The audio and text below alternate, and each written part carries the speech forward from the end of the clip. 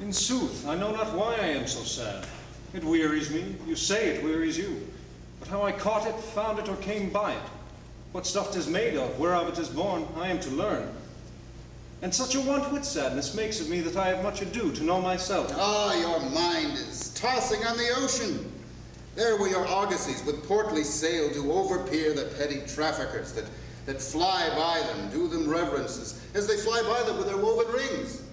Believe me, sir, had I such venture forth, the better part of my affections would be with my hopes abroad.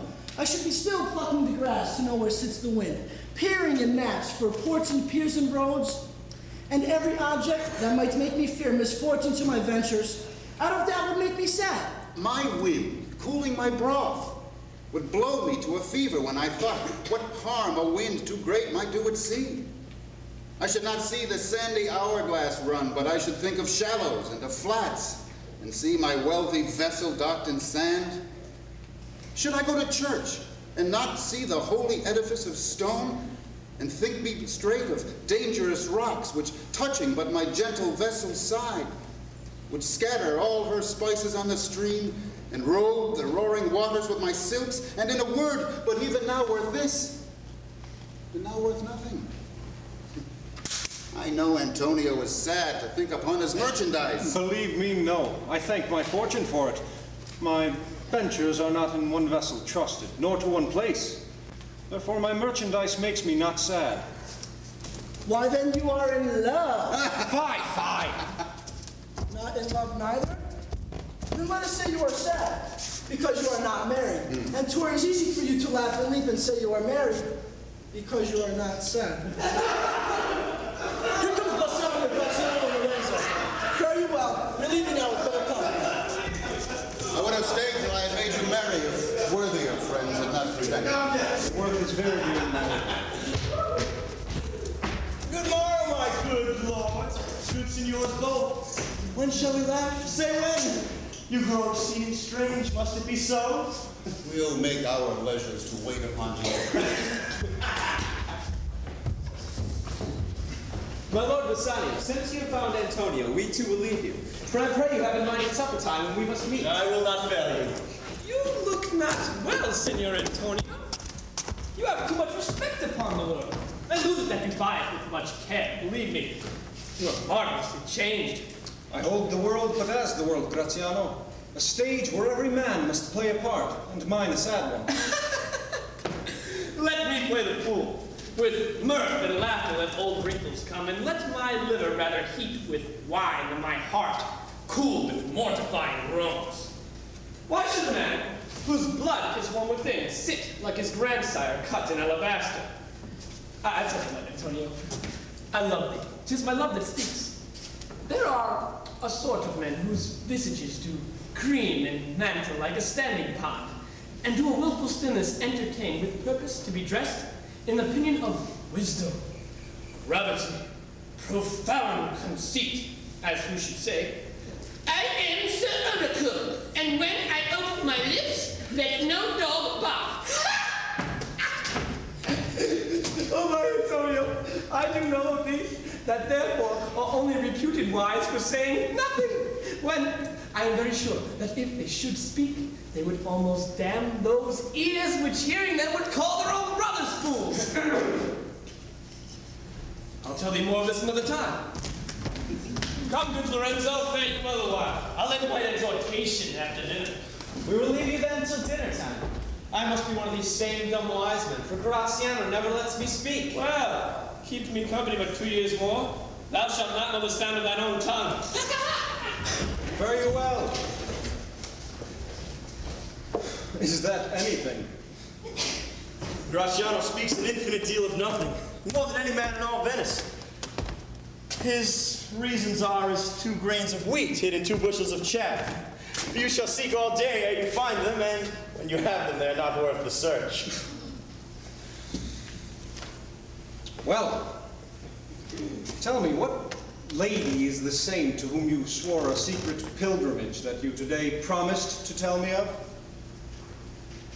It's not unknown to you, Antonio, how much I have disabled mine estate by something showing a more lavish style than my faint means would grant continuance. To you, Antonio, I owe most in money and in love. And by your love, I have a warranty to unburden all my plots and purposes, how to get clear of all the debts I owe. I pray you, good Bassanio, let me know it.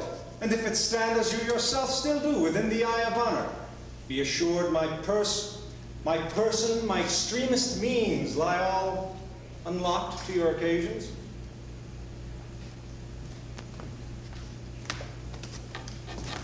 In my school days, when I had lost one shaft, I shot his fellow of the self-same flight, the self-same way, with more advised watch to find the other four. And by adventuring both, I oft found both. I urge this child to approve, because what follows is pure innocence. I owe you much, and like a willful youth, that which I owe is lost.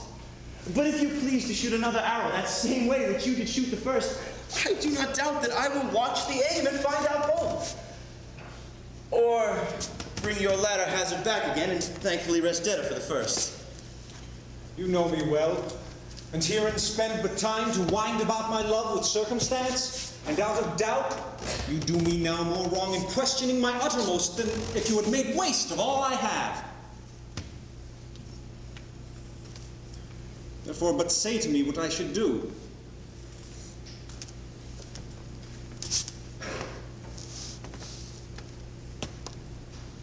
In Belmont is a lady richly left, and she is fair, fairer than that word, of wondrous virtues. Sometimes from her eyes I receive fair speechless messages. Her name is Portia, nothing undervalued to Cato's daughter, Brutus Portia. Nor is the wide world ignorant of her worth, for the four winds blow in from every coast, renowned suitors. Her gorgeous locks hang on her temples like a golden fleece, and many Jasons come in quest of her. Oh, my Antonio, had I but the means to hold a rival place with one of them, I have a mind presages me such thrift that I should questionless be fortunate. Thou knowst that all my fortunes are at sea. Neither have I money nor commodity to raise a present sum.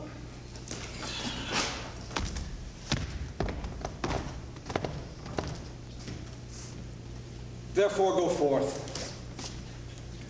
Try what my credit can in Venice do to furnish thee to Belmont, to fair Portia.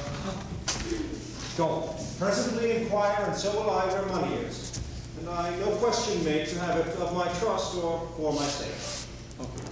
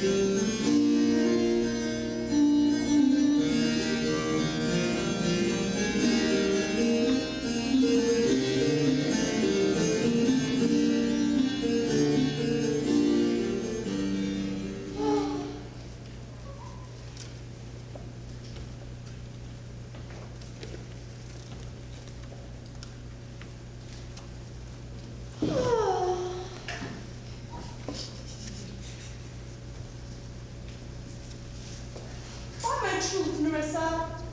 Little body is weary of this great world. You would be, sweet madam, if your miseries were in the same abundance as your good fortunes are. And yet, for aught I see, they are as sick that serpent with too much as they that starve with nothing. It is no mean happiness, therefore, to be seated in the mean. Good sentences and well pronounced. They would be better if well followed. Well, if to do worthy, yes, you know what we're good to do. Chapels and the churches, and poor men's cottages, princes' palaces. It is as good as God that follows his own instruction.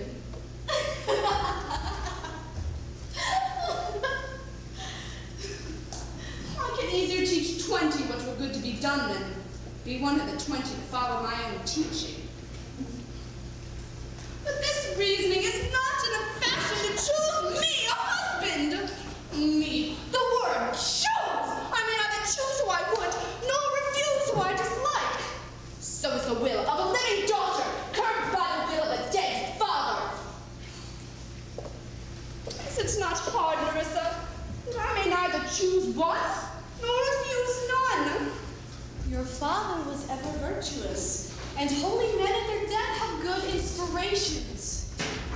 Therefore, the lottery that he had devised, in these 3 chests of gold, silver, and lead, whereof who chooses his meaning chooses you, will no doubt never be chosen by any rightly, but one who you shall rightfully love.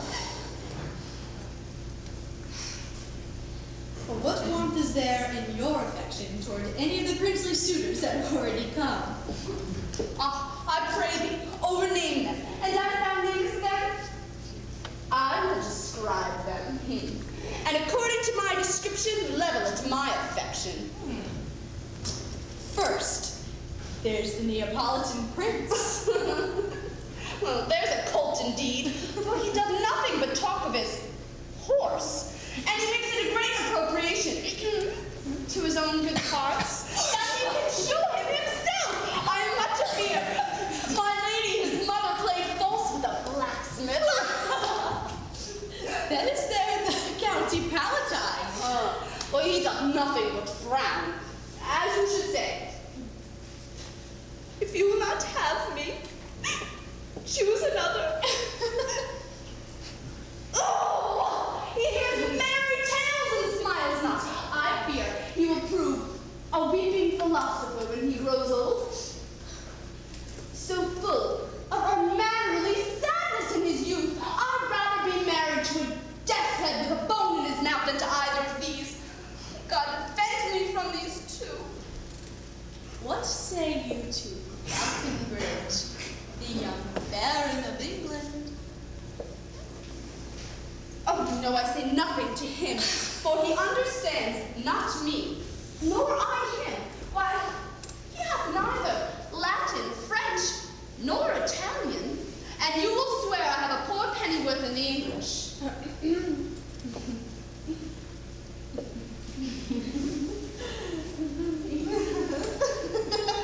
Oh, but he is a proper man's picture.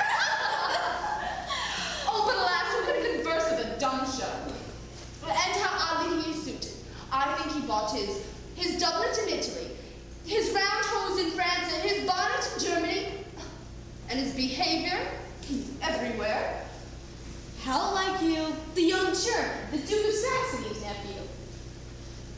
Very vilely in the morning when he is sober, and most vilely in the afternoon when he is drunk. When he is best, he's a little worse than a man, and when he is worse, well, he's a little better than a beast. If he should offer to choose, and choose the right casket, you should refuse to perform your father's will if you should refuse to accept it. Therefore, for fear of the worst, I pray thee, set a deep glass of Rhenish wine on the contrary casket. For if the devil be within and that temptation without, I know he will choose it. Oh, I will do anything, Nerissa, ere will I be married to a sponge. You need not fear, lady, having any of these lords. They have acquainted me with their determinations, which is indeed to return to their home and to trouble you with no more suit, unless you can be won by some other sort than your father's imposition, depending on the caskets. Oh, I am glad, for there is not one among them but I dote on his very absence. And I pray God grant them a fair departure. Do you not remember, lady, in your father's time, a Venetian, a scholar and a soldier that came hither in the company of the Marquess of Montferrat? Yes. Yes. It was Bassanio. So I think he was called. True, madam. And he, of all the men that ever my foolish eyes looked upon, was the best deserving of fair lady. I remember him well, and remember him worthy of thy praise. How now, what's news? The four suitors seek for you, madam, to take their leave. And a forerunner comes from a fifth, the Prince of Morocco, who brings word the prince, his master, will be here tonight. To bid the fifth welcome, so good heart as I can bid the other four farewell, would be glad of his approach. Come, Nerissa, whilst we shut the gate upon one wooer, another knocks at the door.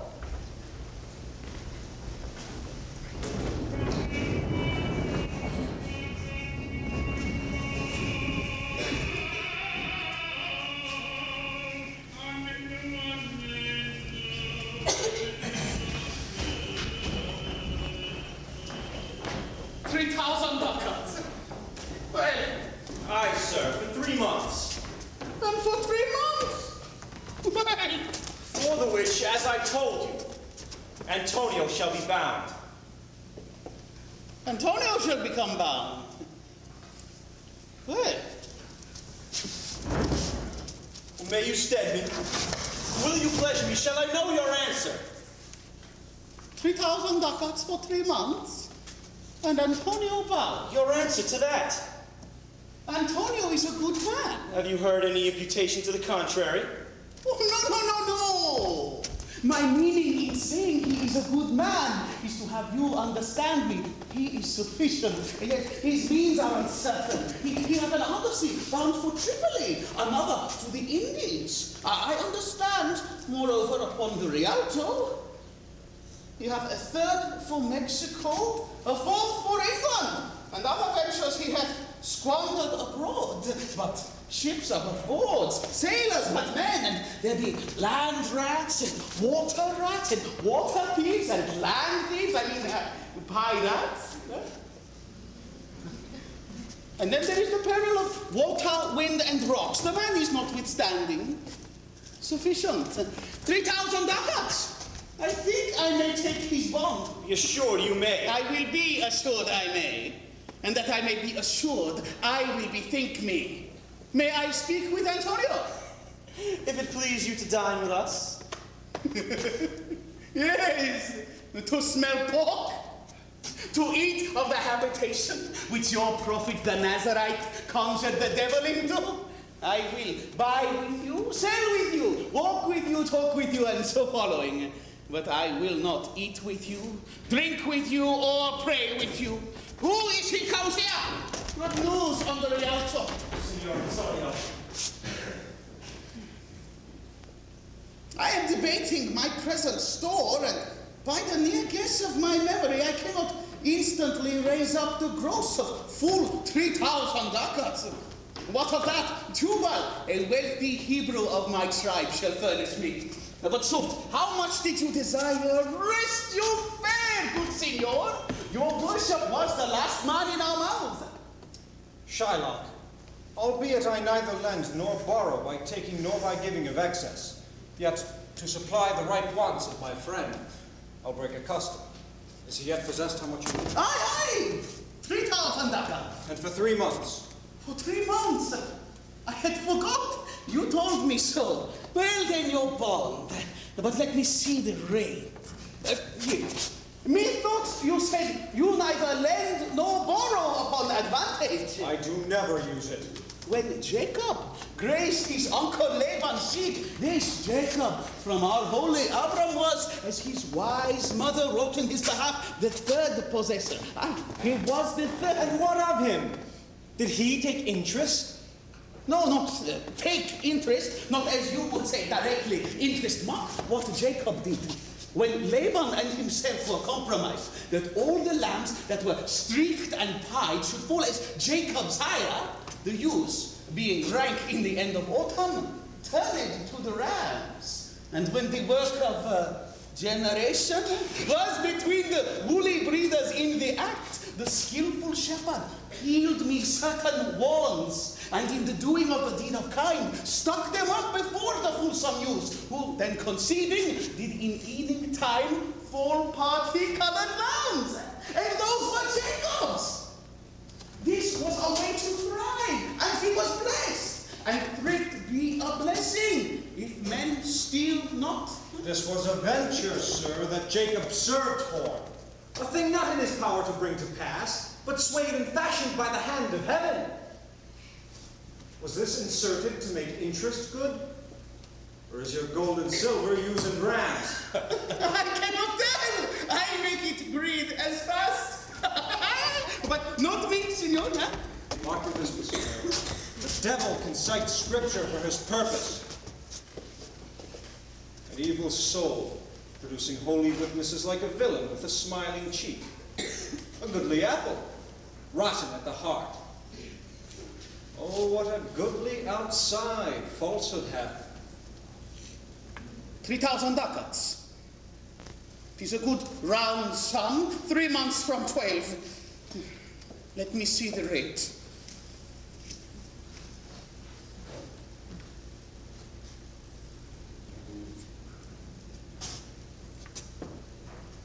Well, Shylock, shall we be beholding to you?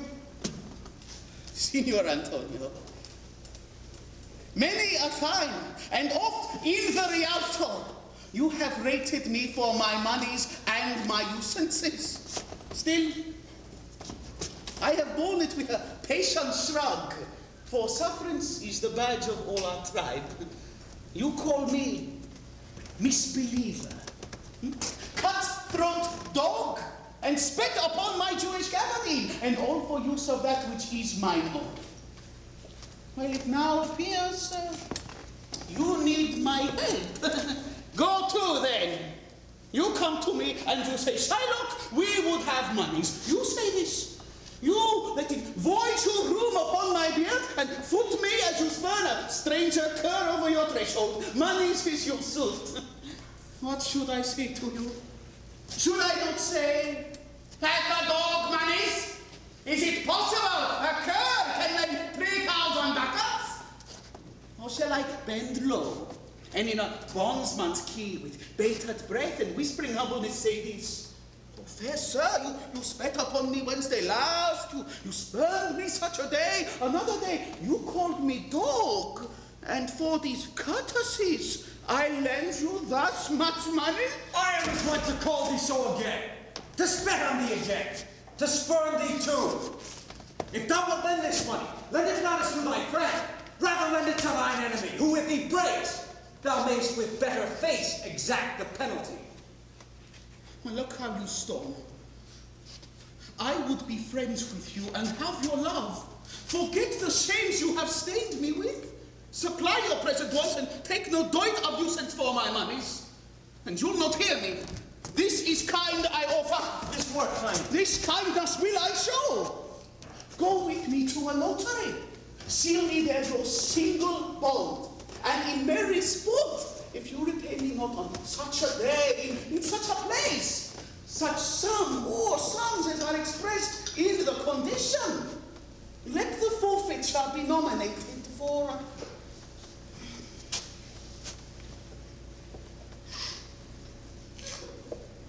an equal pound of your fair flesh to be cut off in what part of your body pleaseth me.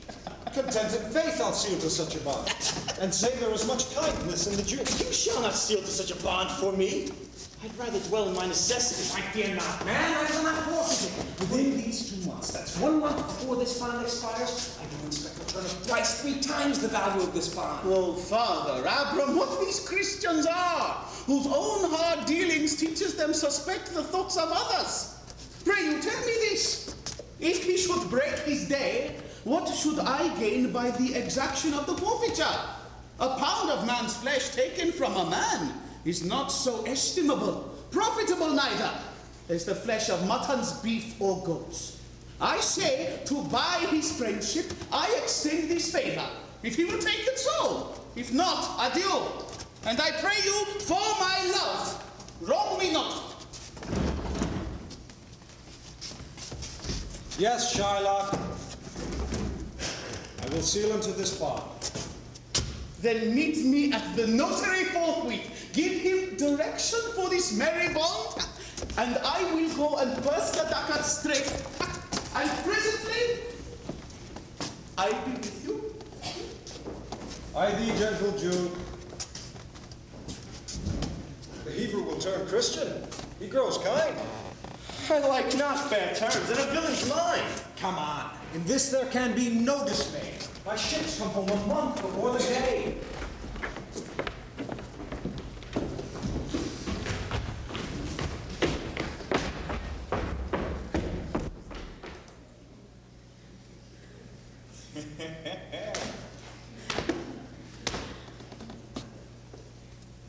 Certainly my conscience will serve me to run from this Jew, my master.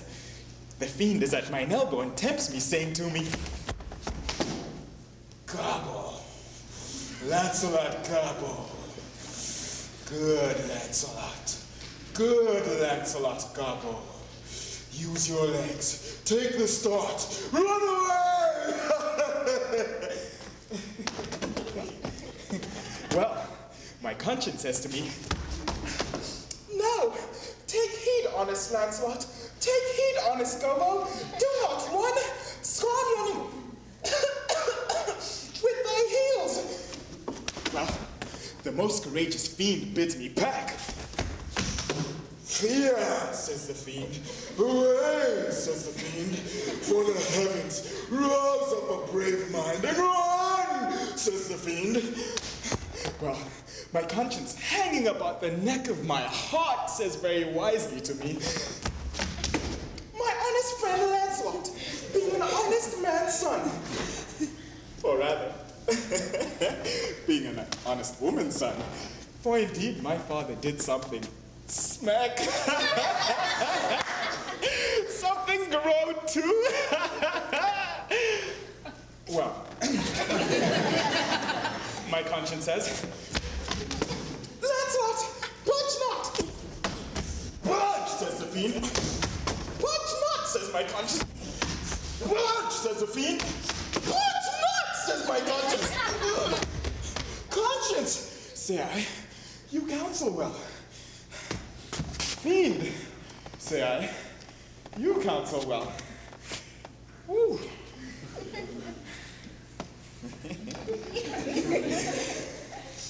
To be ruled by my conscience, I should stay with the fiend, the Jew, my master who, God bless the mark, is a kind of devil himself. But to run away from the Jew, I should be ruled by the fiend who, saving your reverence, is the devil himself. Oh.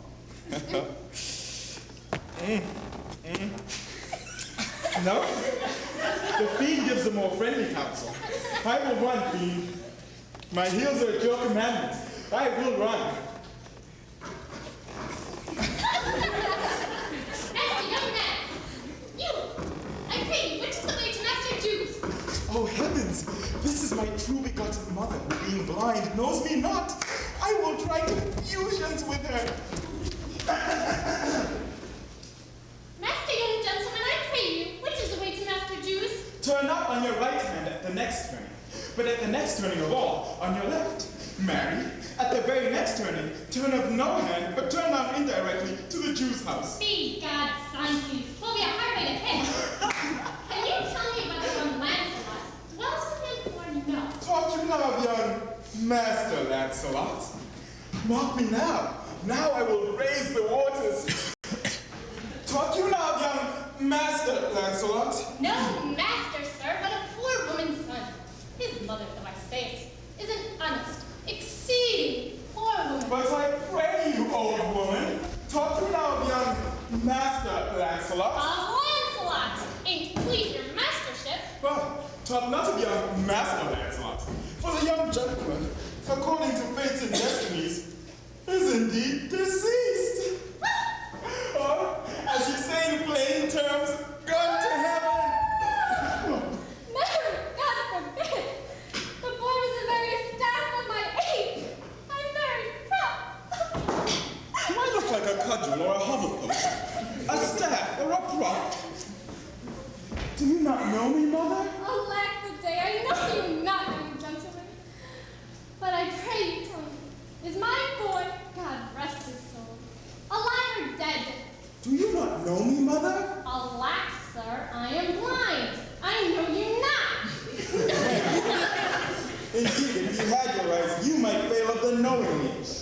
a wise mother that knows her own son. Give me your blessing, and I will give you news of your son. Pray you, sir, stand up. I'm sure you are not Lancelot my blood. I pray you, let's have no more fooling about this, but give me your blessing. I am Lancelot, your boy that was, your son that is, your child that shall be. I cannot think you are my son. I know not what to think of that. I am Lancelot, the Jew's man. And I'm sure Peter, your husband, is my father. His name is Peter indeed. I'll be sworn if thou be Lancelot. Thou art mine own flesh and blood. What a beard hast thou got? Thou hast got more hair on thy chin than Dobbin my Philhorse has on his tail. It would seem then that Dobbin's tail grows backward. Lord, how art thou changed? How dost thou and thy master agree? I've brought him a present. My master's a very Jew. Give him a present. Give him a halter. I am vanished in his service. You can tell every rib I have with my finger. Mother, give me your present to one Master Bassanio, who indeed gives rare new liveries. Mother, if I serve him not, I will run as far as God has any ground. Come, Maria! Oh, rare fortune. Here comes a man, Mother. To him, Mother. I am a Jew. If I serve the Jew any longer. Let it be so hasted that supper be ready at the farthest by 5 o'clock. See this letter delivered to Portia of Belmont. Put the liveries to making, and desire Gratiano to come anon to my lodging. God bless your worship. Gramercy, wouldst thou walk with me? Here is my son, sir, a poor boy. Not a poor boy, sir, but the rich Jew's man. That would as my mother shall specify. He hath a great infection, as one would say, to serve. Indeed, sir. The short and long is, I have a desire, and I serve the as my mother shall specify. His master and he, saving your worship's reverence, were scarce Peter's husband. Indeed. The truth is, sir, that you having done me naught, as my mother shall specify. I have here a dish of fruit to bestow upon your worship, and my suit to you. One speak for both. What would you? Serve you, sir. That is the very defect of the matter, sir. I know thee well. Thou hast obtained thy suit. Charlotte, thy master, spoke with me thus day, and hath preferred thee, if it be preferment, to leave a rich Jew's service, to become the follower of so poor a gentleman. Your problem is very well parted between my master Shylock and you, sir.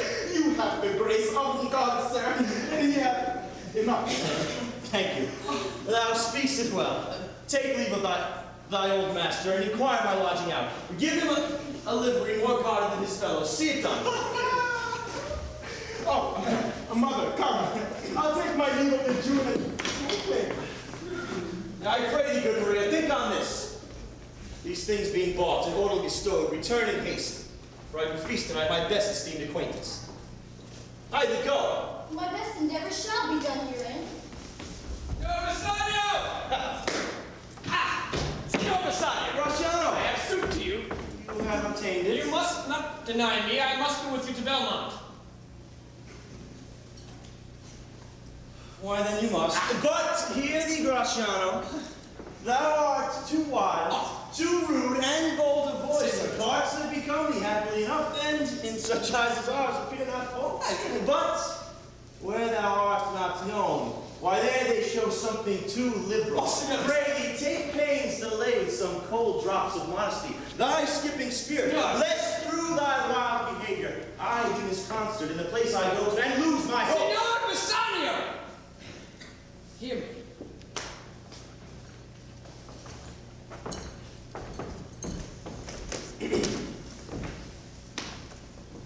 If I do not put on a sober hat, talk with respect, and swear, but now and then, wear prayer books in my pocket, look demurely, nemo, all grace the same, hood mine eyes thus with my hat, and sigh and say, Amen.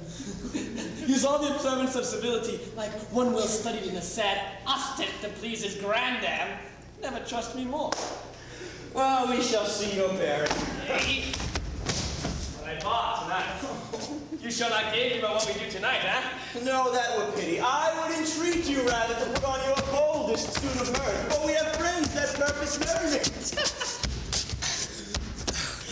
But fare you well, I have some business. And I must to Lorenzo and the rest, but we'll visit you at supper time.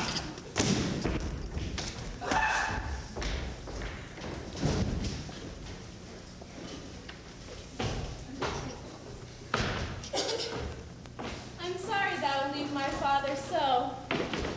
Our house is held, but thou, merry devil, didst rob us in haste of tediousness.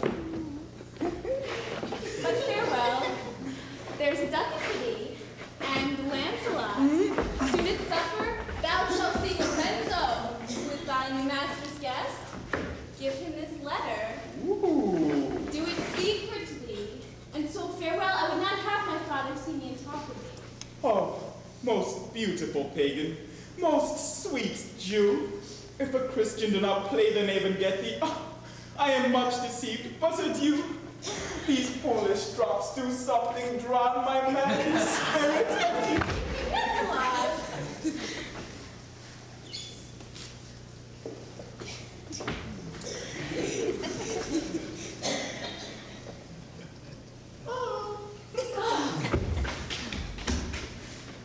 Farewell, good Lancelot.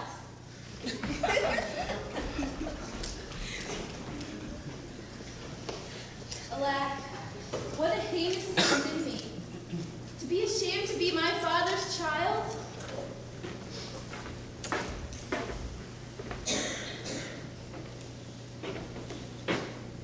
But although I am a daughter to his blood, I am not to his manners.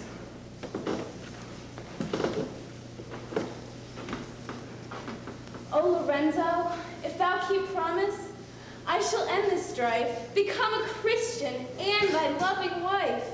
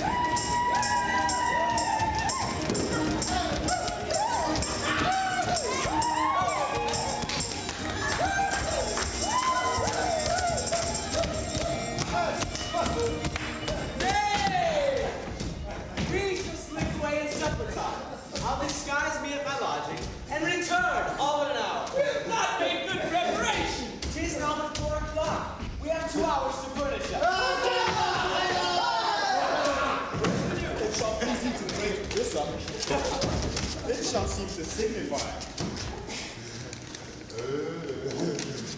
I know the hand. In faith, 'tis a fair. By your leave, sir. Whither goest thou? Oh, to bid my old master, the Jew, to meet tonight with my new master, the Christian. Hold here. Take this. Tell gentle Jessica I will not fail. Speak to privately. Go, gentlemen! Will you prepare you for this battle? I'll be gonna put it straight. Be seen Graziano and his lodging some hour ahead. What is not that letter from there? Jessica! I must needs tell thee all. She hath directed how I should take her from the father's house. What gold and jewels she is furnished with. If bear the Jew her father shall come to heaven, it shall be for his gentle daughter's sake. Come, go with me. Peruse this as thou goest.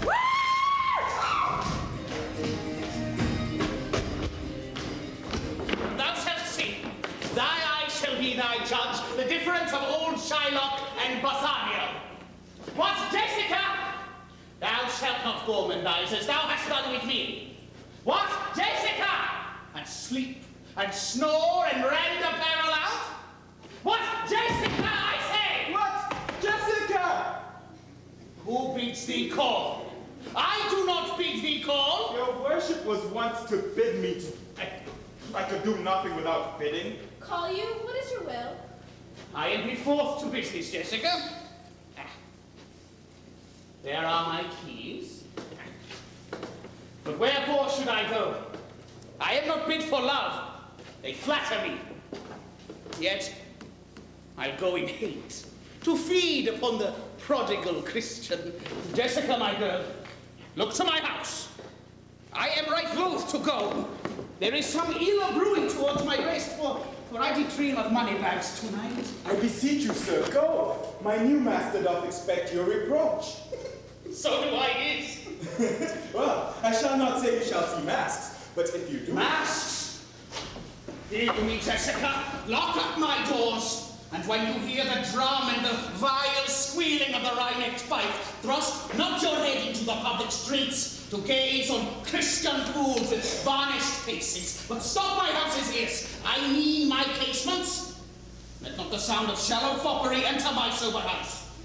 But Jacob's staff, I swear I have no mind of feasting forth tonight.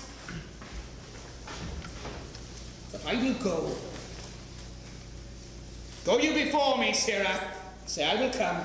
I won't go before, sir. Mistress, look out at window for all this. There'll come a Christian by. Might be worth a Jewess eye. What says that fool of Hagar's offspring? Good for farewell, mistress, nothing else. The patch is kind enough, but a huge feeder. Snail slow in profit, and he sleeps by day more than the wild cat. Drones hide not with me. Therefore I part with him. Part with him to one that I would have him help to waste his borrowed purse. Well, Jessica, go in. Do as I bid you. Shut the doors after you. Fast bind, fast find.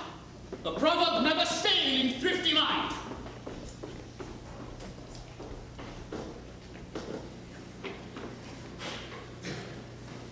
Farewell, and if our fortunes be not crossed, I have a father, you a daughter lost.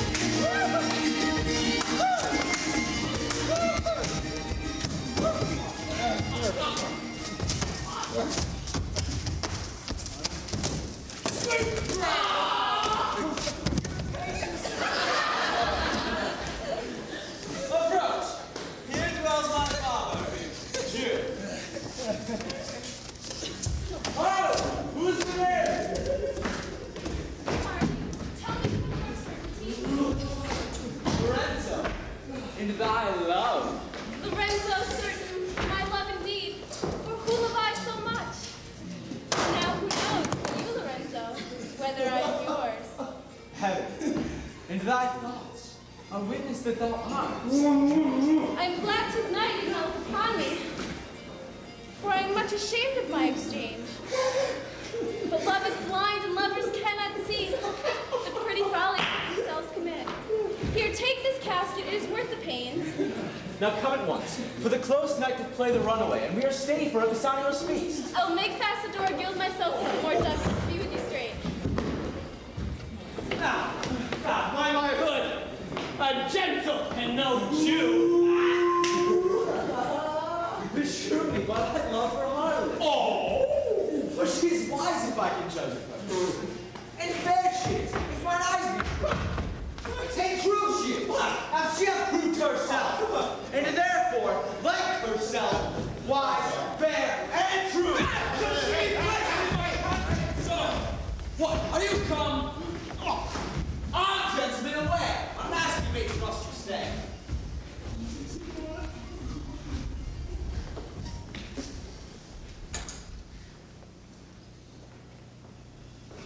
I'll think that door with more spirit, chastened and enjoyed. How like a younger or a prodigal with a scoffing bark from her native clay. Come and embraced by the trumpet wind. How like the prodigal does she return? With oval-weathered ribs and ragged sails, lean, right, and beggared by the strumpet wind. Graziano! Graziano! Who's there? Senor Antonio? Fie, Graziano. Where are all the rest? No mass tonight. The wind has come about. Bassanio presently will go aboard. I've sent 20 out to seek for you. Oh, I am glad on it. I desire no more delight than to be on the sail and gone tonight.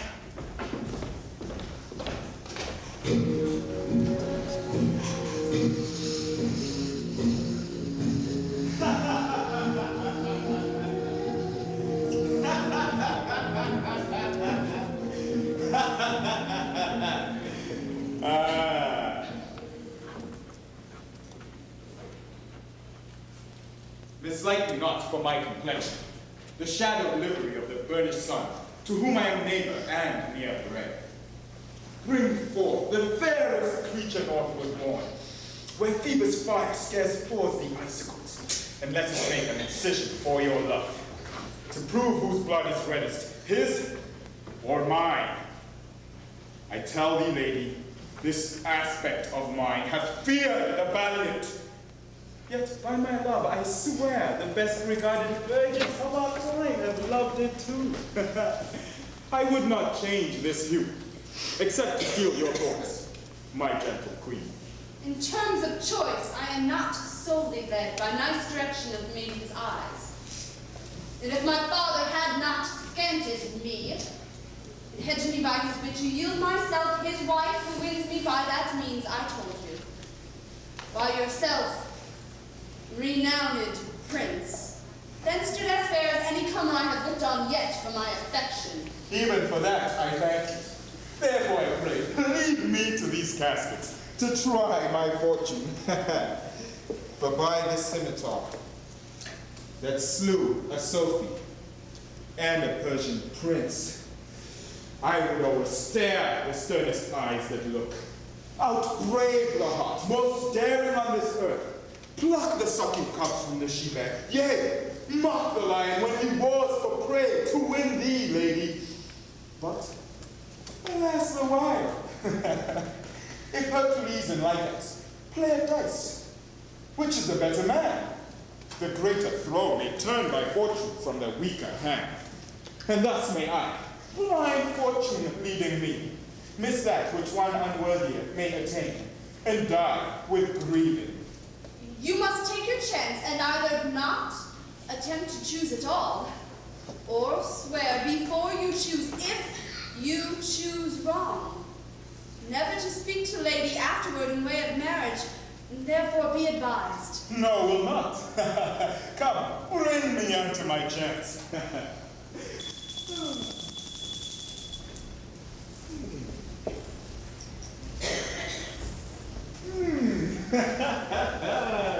Now make your choice. The first of gold.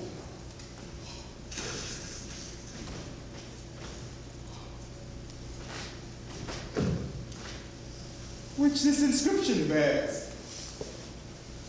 Who chooseth me shall get what many men desire. Oh, the second, silver, which this promise carries. Who chooseth me shall get what he deserves. Oh, the third, dull lead, with warning all as blunt. Who chooseth me must give and hazard all he hath. How should I know if I choose the right? The one of them contains my picture, Prince. If you choose that, then I am yours withal. Some God direct my judgment then. Let me see. I will survey the inscriptions back again. What says this leaden casket?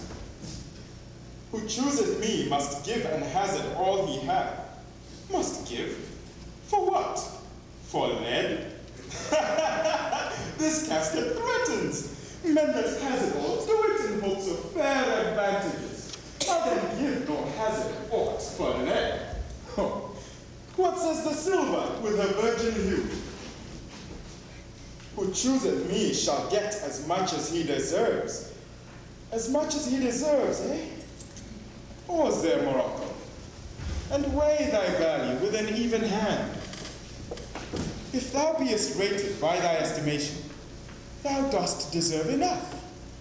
And yet enough may not extend so far as to the lady. And yet to be afeard of my deserving were but a weak disabling of myself. As much as I deserve, eh? Why, that's a lady, of course. I do in birth deserve her, and in fortunes, in qualities of breeding, and in graces. But more than these, in love do I deserve. What if I strayed no farther but chose here? Oh, let's see once more this saying engraved in gold. Who chooseth me shall get what many men desire. Why, that's the lady, of course. The whole world desires her. From the four corners of the earth they come to kiss this shrine, this mortal, breathing saint. Oh. One of these three contains her heavenly picture. Is it like the lead contains it? 'Twere damnation to think so base a thought. Or shall I say in silver she's endured? Being 10 times undervalued to try gold. Oh, sinful thought. Never so rich a gem was set in worse than gold. Oh, come, deliver me the key. Here do I choose, and thrive I as I may. There, take it, Prince, and if my form lies there, then I am yours. Oh, now, what have we here? A carrion skull, beside which there is a written scroll. I'll read the writing.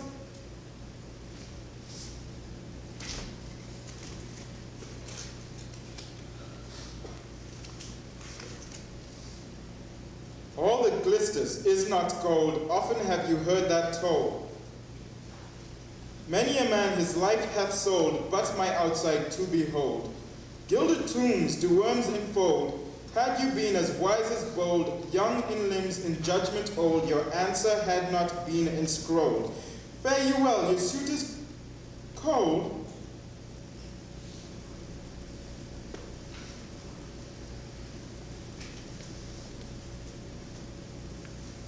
Cold indeed. And labor lost.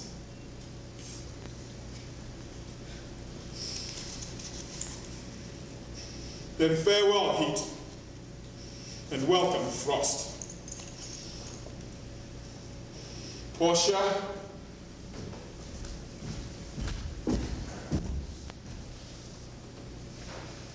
adieu.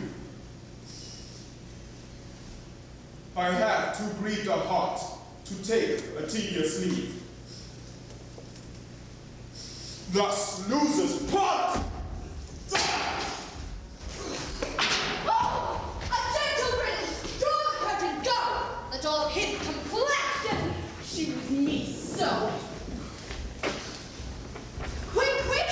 I pray thee restore the caskets. The Prince of Aragon has taken his oath and comes to his election presently.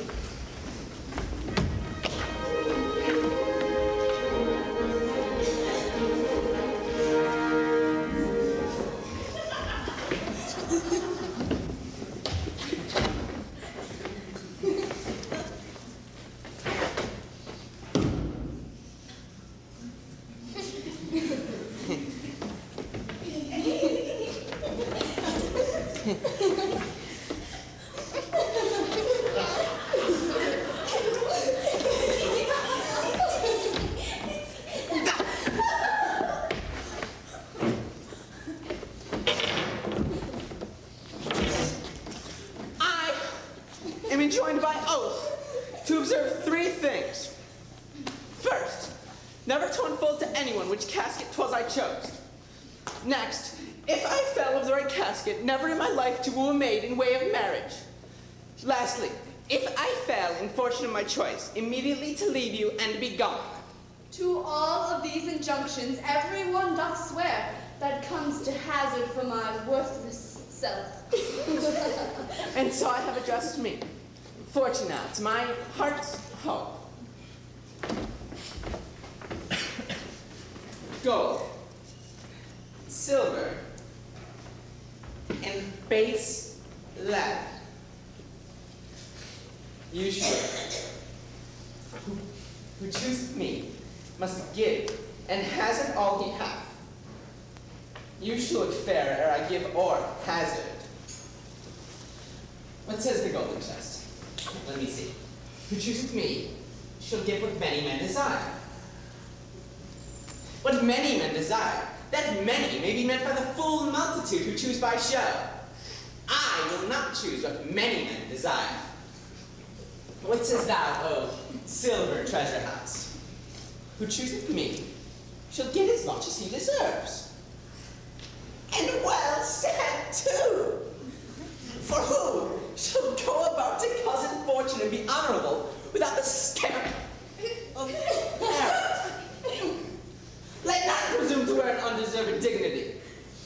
Oh, that estates, degrees, and offices were not derived corruptly, and that clear honor were purchased by the merit of the wearer. How many then be covered that stand bare? How many be commended that command?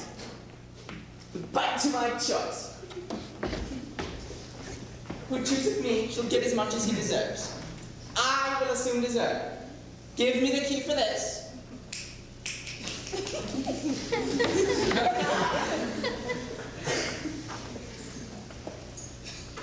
And instantly unlock my fortunes.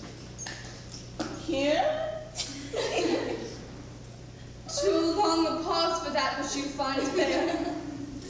What is here? The portrait of a blinking idiot presenting me as a schedule. I will read it. How much would like a ballad of Portia? Who chooses me should get as much as he deserves. A fool's head, is that my prize? Did I deserve no better?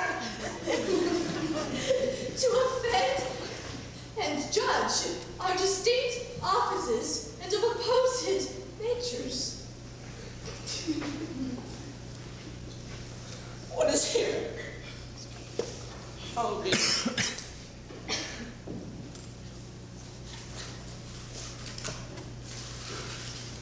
Some there be that shadows kissed, such are but shadows blissed. There be fools alive and whist, silvered o'er, and so is this. Take what wife you will to bed, I will not be your head. So be gone, your sped.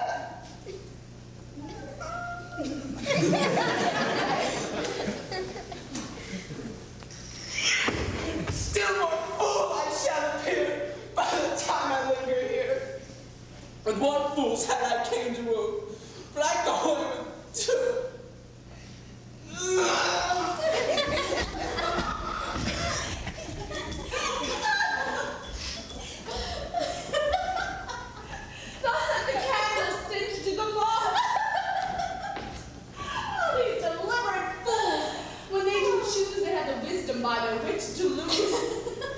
The ancient saying is no heresy.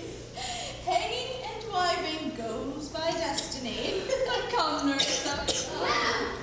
There's a lighted at your gate, a young Venetian, one that comes before to signify the approaching of his lord.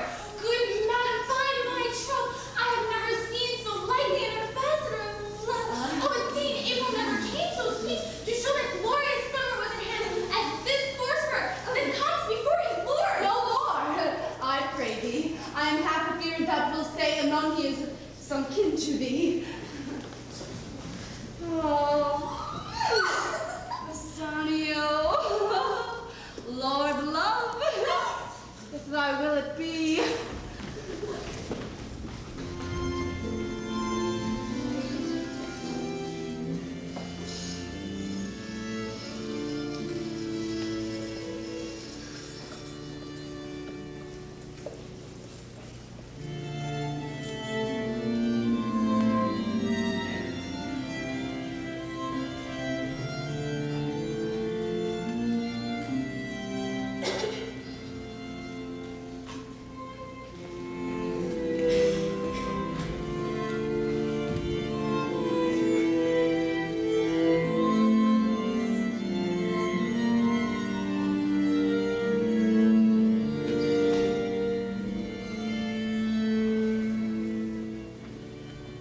Solanio!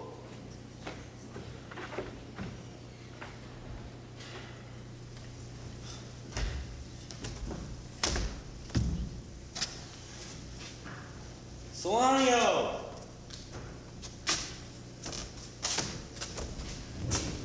What news on the Rialto? Why, man, I saw Bassanio under sail. With him is Graziano gone along. And in their ship, I'm sure Lorenzo is not. The villain Jew with outcries raised the Duke who went with him to search Bassanio's ship. He came too late. The ship was already under sail. But there, the Duke was given to understand that in a gondola were seen together Lorenzo and his amorous Jessica. Oh, sheesh. Besides, Antonio certified the Duke they were not with Bassanio in his ship. I never heard of passion so confused, so strange, outrageous, and so variable as the dog Jew that uttered in the streets. My daughter! Oh, my ducats! Oh, my daughter! Fled with a Christian! Oh, my Christian ducats! Justice, the law, my ducats, and my daughter!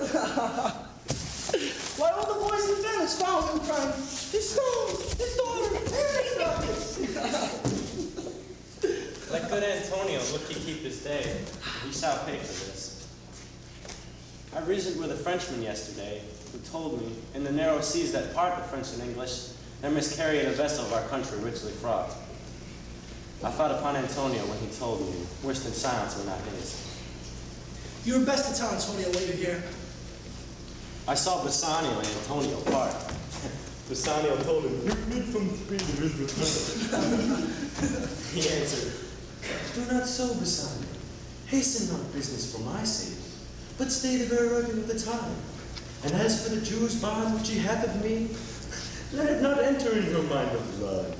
Be merry, and employ your chiefest thoughts to courtship, and such fair ostents of love as so conveniently become you there." And even there is our being big with tears. Turning his face, he wrung Bassanio's hand until it parted. I think he only owes the world for him. Solario! Solanio! What news on the Rialto? I've heard it rumored that Antonio hath a ship of rich lading wracked on the narrow seas. The Goodwins, I think they call the place. A dangerous flat and fatal, where the carcasses of many a tall ship lie buried. I would it might prove the end of his losses. Let me say I'm in good times, lest the devil cross my prayer. For here he comes, in likeness of a Jew! How now, Shylock? What news among the merchants? You knew. None so well. None so well as you of my godless flight. That's certain. I, for my part, knew the tale that made the wings she flew withal. And Shylock, for his own part, knew the bird was fledged, and is the complexion of them all, to leave the damned. She is damned for it! That's certain if the devil may be her judge. My own flesh and blood to rebel! Out of pocket, old carrion. Rebels at these years. I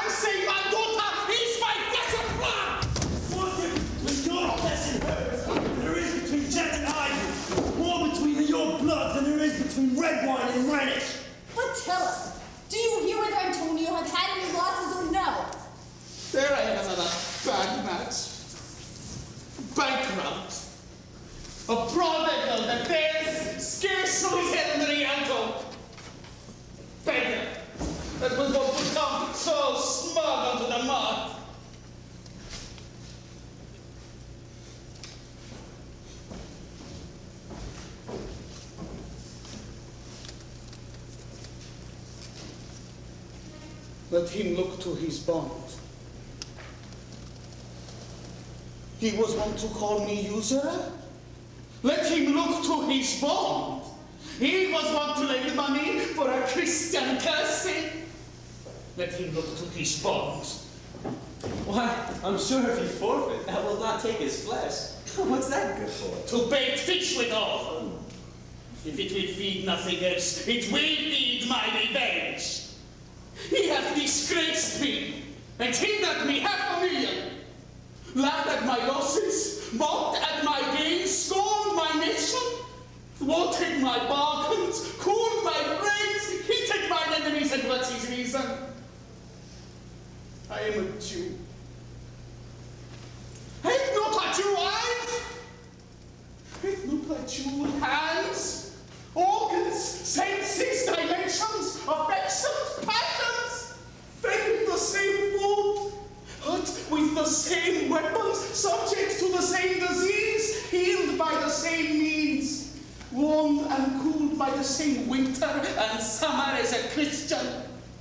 If you bring us knowing of me, you tickle us, do we not love? You poison us, do we not die? And if you wrong us, shall we not revenge? If we are like you in the rest, we shall resemble you in that. If a Jew wrong a Christian, what's his humility? Revenge. If a Christian wrong a Jew, what should his sufferance be? By Christian example, why revenge? The villainy you teach me, I will execute, and it shall go hard, but I will better the instruction. Gentlemen, my master Antonio is at his house and desires to speak with you both. Here comes another of the tribe. Oh no, Chuba! What news from Genova? Has they found my daughter? I often came where I did hear of her, but I cannot find her. Why?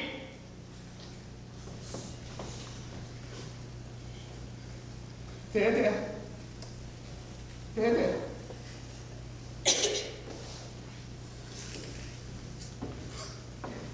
Diamond gone cost me 2,000 ducats in Frankfurt.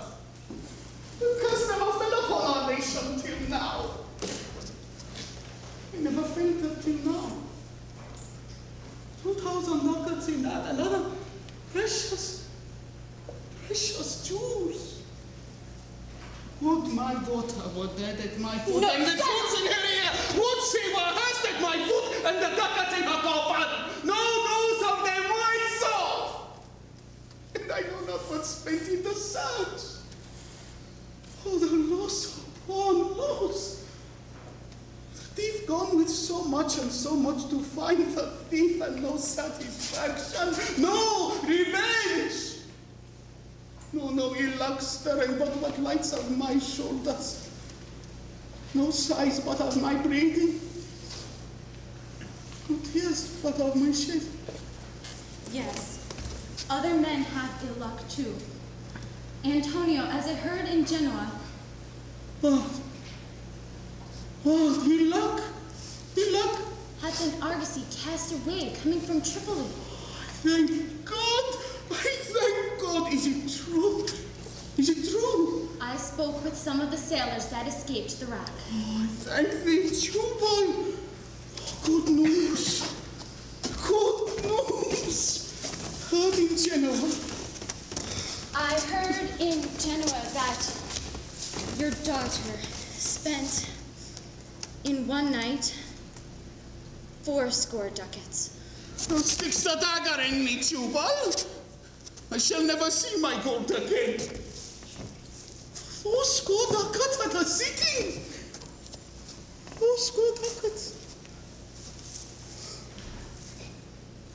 There came several of Antonio's creditors in my company to Venice that swear he cannot choose but break.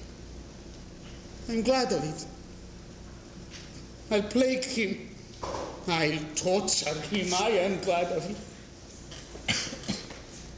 One of them showed me a ring that he had of your daughter for a monkey. It was my turquoise? I had it of Leo when I was a bachelor. I would not have given it for a wilderness of monkeys.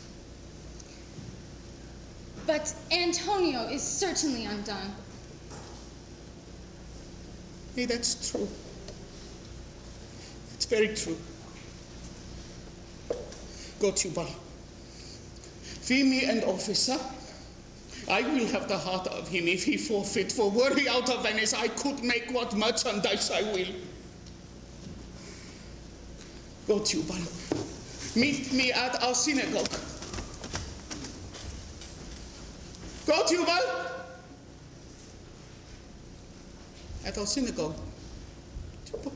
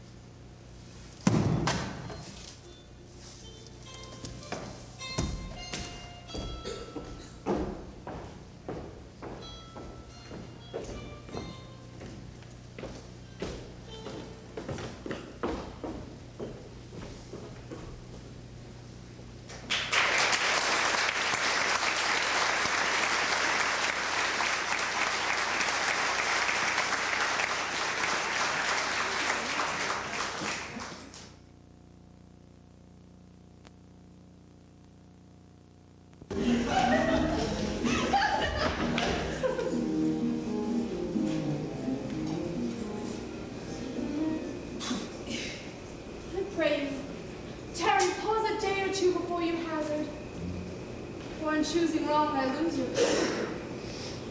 Therefore, forbear a while.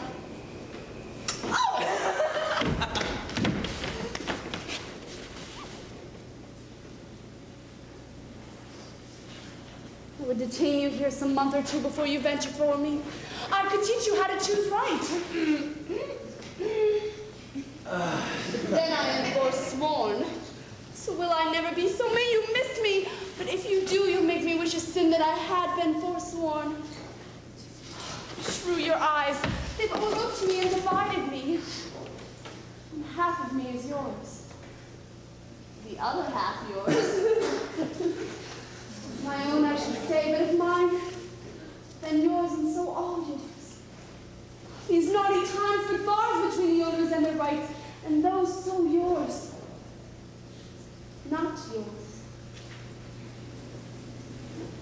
Speak too long, just to appease the time, to eke it and to draw time length, to stay you from election. Let me choose, for as I am, I live upon the rack. So let me to my fortunes and the caskets. Away then. I am locked in one of them, and if you do love me, you will find me at. Let music sound while he doth make his choice.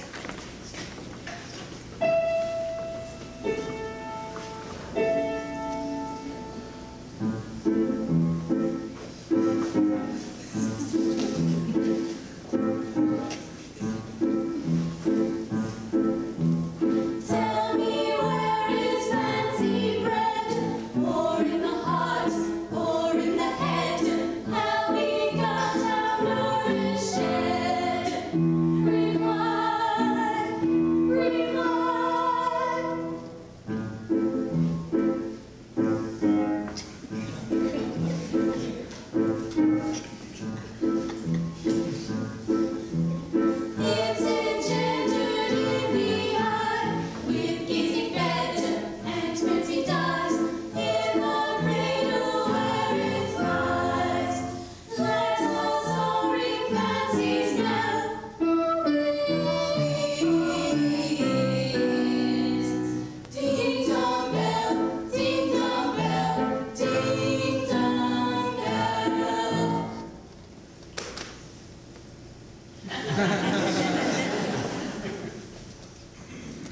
So may the outward shows be least themselves?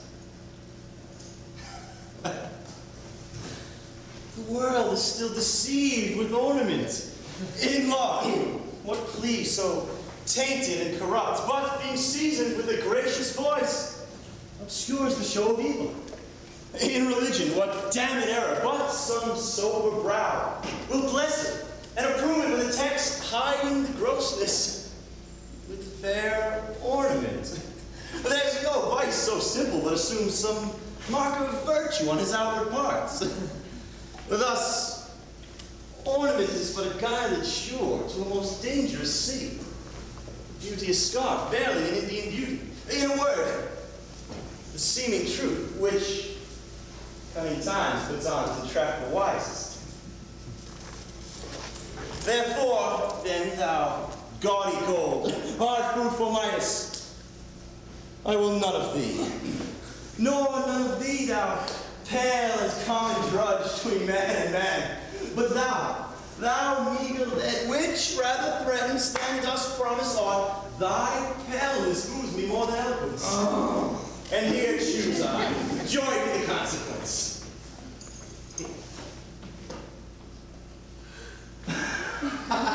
What find I here? Fair Portia's counterfeit. Here's the scroll, the continented summary of my fortune.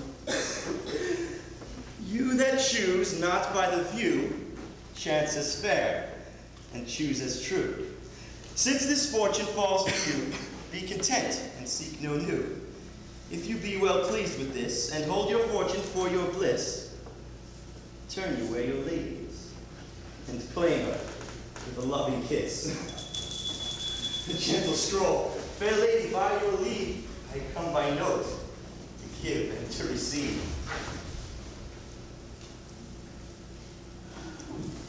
You see me, Lord Bassanio, where I stand such as I am.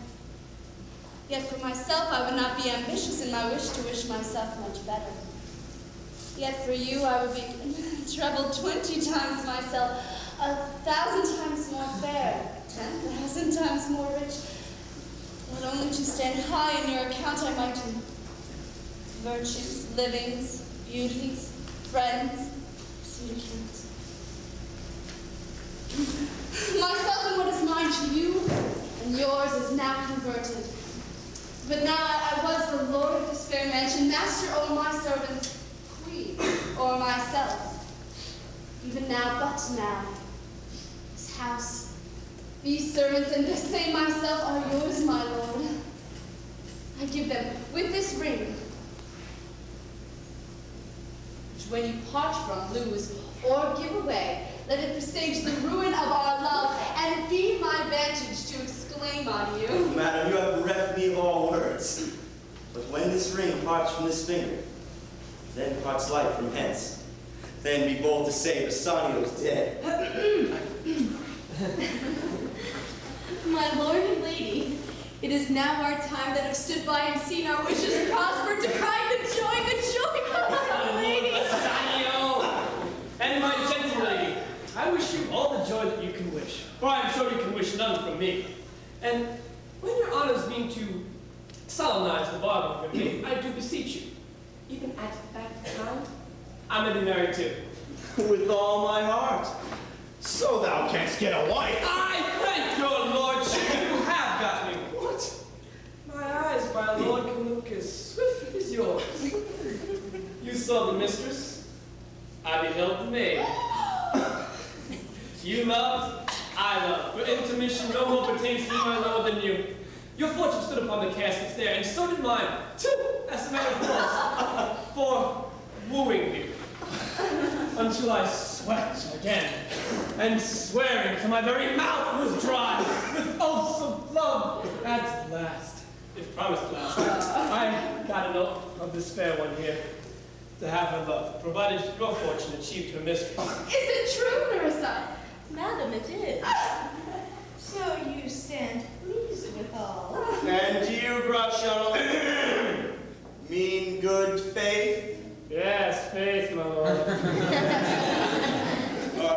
be much honor in your marriage then. Well, played by the first boy for 1,000 ducats. What? And stake down? Oh, we shall ne'er win at that sport and stake down. Who's here? Lorenzo and Salario, welcome hither. If that the youth of mine who interest here have power to bid you welcome, by your leave, I bid my very friends and countrymen, sweet Portia, welcome. So do I, my lord. They are entirely welcome. I thank your honor.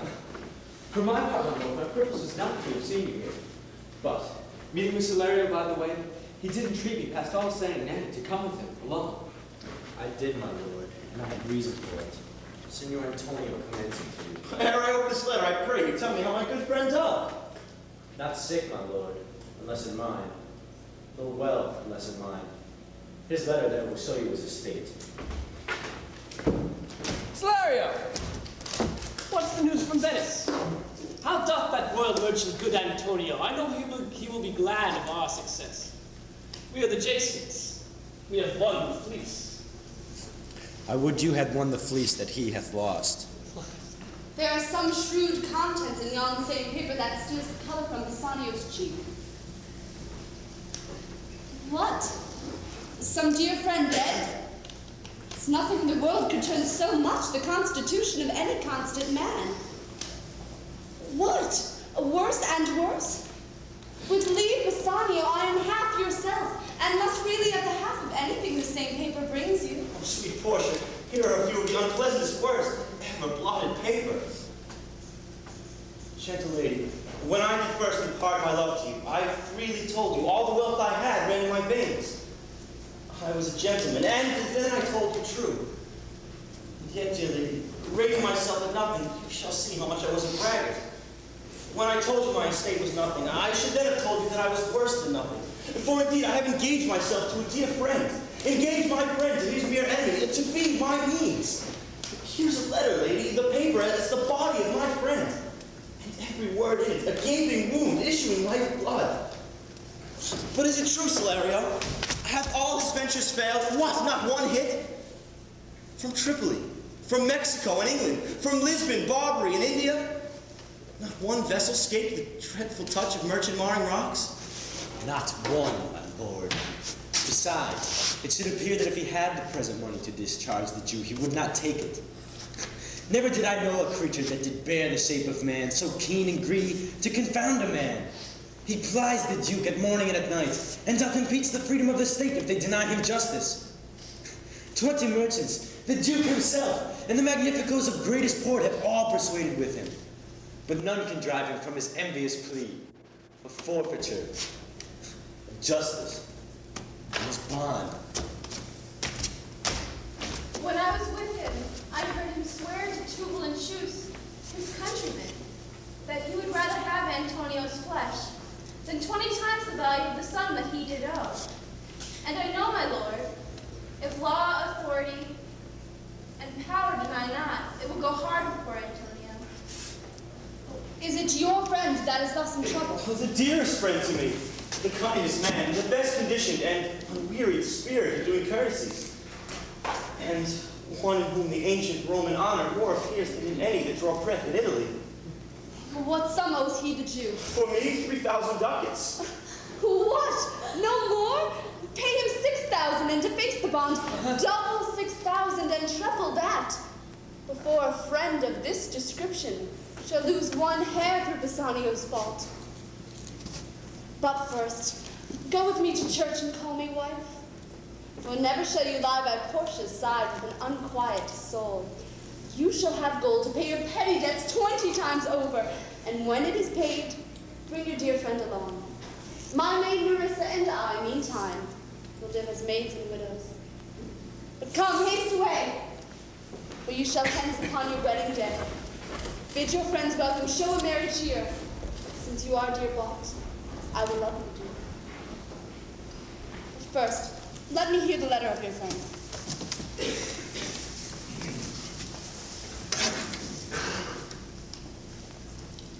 Sweet Bassanio, my ships have all miscarried.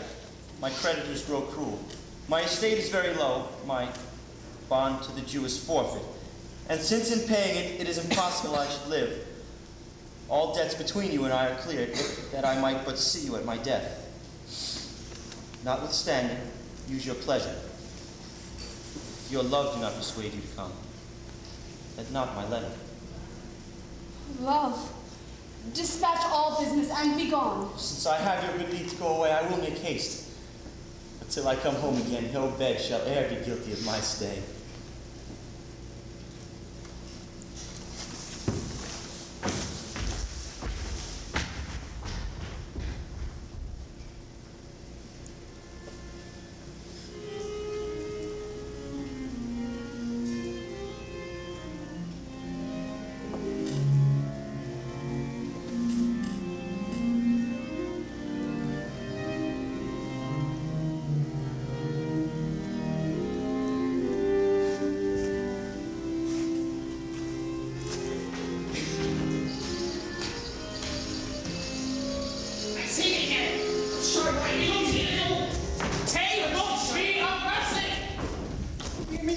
I will have my bond. Speak not against my bond. I have sworn an oath that I will have my bond. Thou didst call me dog before thou hadst a cause. But since I am dog, beware my facts. The court shall grant me justice. Pray thee, hear me speak. I have my bond. I will not hear thee speak. I'll have my bond, and therefore speak no more. I'll not be made a soft and dull-eyed fool to shake the head, relent, and sigh and yield to Christian intercessor. Follow not! I have no speaking. I will have my bond. It is the most impenetrable cur that ever kept with men! Let him alone. I'll follow him no more with bootless prayers. He seeks my life. His reason well I know. I oft delivered from his forfeitures many that have at times made moan to me. Therefore he hates me. I'm sure the court will never grant this forfeiture to hold. The court cannot deny the course of law. For the commodity that strangers have with us in Venice, if it be denied, will much impeach the justice of the state, since the trade and profit of the city consisteth of all nations. Therefore go. These griefs and losses have so baited me that I shall hardly spare a pound of flesh tomorrow to my bloody creditor. Ancelanio.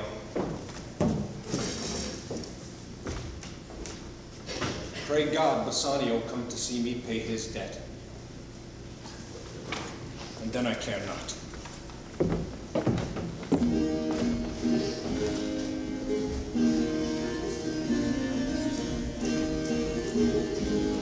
Lorenzo, I commit into your hands the husbandry and manage of my house until my lord's return. For my own part, I toward heaven breathed a secret vow to live in prayer and contemplation, only attended by Nerissa here until her husband and my lord's return. There is a monastery 2 miles off, and there we will abide. I do desire you not to deny this imposition, which my love and some necessity now lays upon me. Madam, with all my heart, I shall obey you in all fair commands. My people do already know my mind and will acknowledge you and Jessica in place of Lord Bassanio and myself. So fare you well until we meet again. May fair thoughts and happy hours attend on you. I wish your ladyship all hearts content. Oh, I thank you for your wish, and am well pleased to wish it back on you. Fare you well, Jessica. Now, Marion.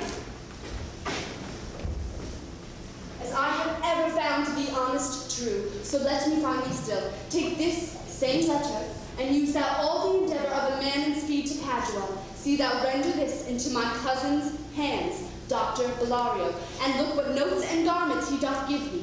Bring them, I pray thee, with imagined speed, into the common ferry that trades to Venice. Waste no time in words, but get thee gone. I'll be there before thee. Madam, I go with all convenient speed. Come on, Nerissa.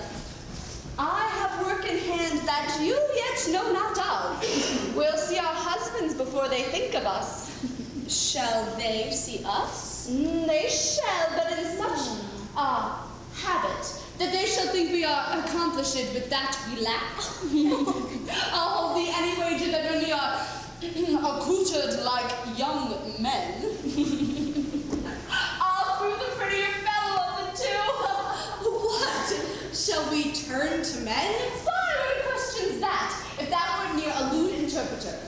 But come, I'll tell you my whole device while we are in my coach, which waits for us at the park gate. Haste away, we must measure 20 miles today.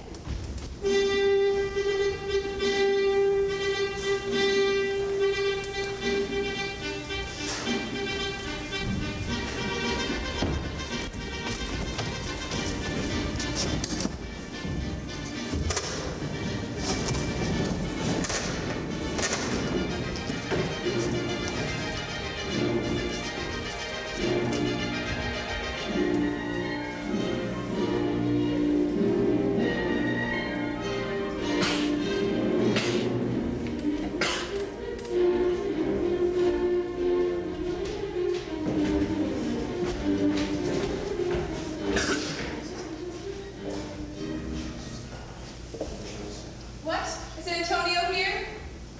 Ready, so please your grace. I am sorry for thee. Thou art come to answer a stony adversary, an inhuman wretch, incapable of pity, void and empty from any dram of mercy. I have heard your grace hath ta'en great pains to qualify his rigorous course. But since he stands obdurate in that no lawful means can carry me out of his enemy's reach, I do oppose my patience to his fury, and am armed to suffer with a quietness of spirit the very tyranny and rage of his. Call the Jew into the court. He comes. Make room and let him stand before our face.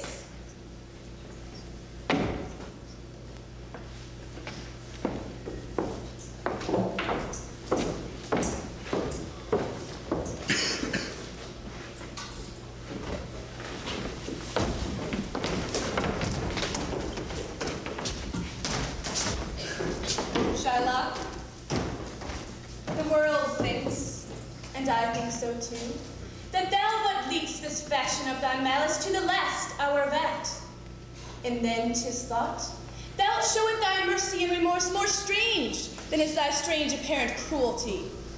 For where thou now exacts the penalty, which is a pound of this poor mercy's flesh, thou wilt not only loose the forfeiture, but touched with humane gentleness and love, forgive a moiety of thy principle, glancing an eye of pity upon his losses that have so late huddled upon his back. We all expect a gentle answer, Jew. I have possessed your grace of what I purpose, and by our holy Sabbath, I have sworn to have the due and forfeit of my bond. If you deny me, let the danger light upon your charter and your city's freedom. You'll ask why I rather choose to have a weight of carrion flesh than to receive 3,000 ducats. I'll not answer that, but to say it is my humor. Humor? What? Are you answered? What if my house be troubled with a rat, and I be pleased to give 10,000 ducats to have it paid? Are you answered? So will I give no reason more than a loaded hate and certain loathing I bear Antonio, that I follow thus a losing suit against him. Are you answered? This is no answer, thou unfeeling man. To excuse the current of thy cruelty. I am not bound to please thee with my answers. Do all men kill the things they do not love? Hates any man the thing he would not kill? Every offense is not to hate at first. Ah, wouldst thou have a serpent sting thee twice? I pray you, think you question with the Jew? You may as well go stand upon the beach and bid the main flood bathe its usual height. You may as well use question with the wood, why he hath made the yew leap for the land. You may as well forbid the mountain pines to wag their high tops and make no noise when threatened with the gusts of heaven. You may as well do anything most hard, but seek to soften that in which what's harder? His Jewish heart. Therefore I beseech you, make no more offers. Use no farther means, but with all brief and plain conveniency.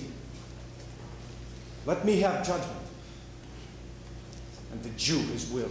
For thy 3,000 ducats, here is 6. If every ducat in 6,000 ducats were in 6 parts, and each part a ducat, I would not draw them, I would have my bond. How shalt thou hope for mercy, rendering none? What judgment shall I dread, doing no wrong? You have among you many a purchased slave, which like your asses and your dogs and tools you use in abject and in slavish parts because you bought them. Shall I say to you, let them go free. Marry them to your heirs. Why slip they under their burdens? Let their beds be made as soft as yours, and let their palates be seasoned with such morsels. You will answer. The slaves are ours. So do I answer you. The pound of flesh which I demand of him is dearly bought. 'Tis mine, and I will have it. If you deny me, fire upon your law. There is no force in the decrees of Venice. I stand for judgment. Answer! Shall I have it? I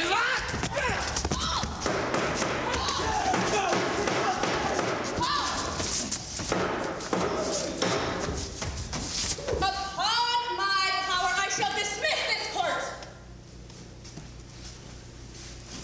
Unless Bellario, a learned doctor whom I've sent for, come here today. So you call him in. Good cheer, Antonio. What, man, courage yet. The Jew shall have my flesh, blood, bones, and all, and thou shalt lose for me one drop of blood. I am a tainted wether of the flock, meetest for death. The weakest kind of fruit drops are released to the ground, and so let me. You could not better be employed, Bassanio, than to live still and write mine epitaph. Come you from Padua, from Bellario? From both, my lord. Bellario greets your grace.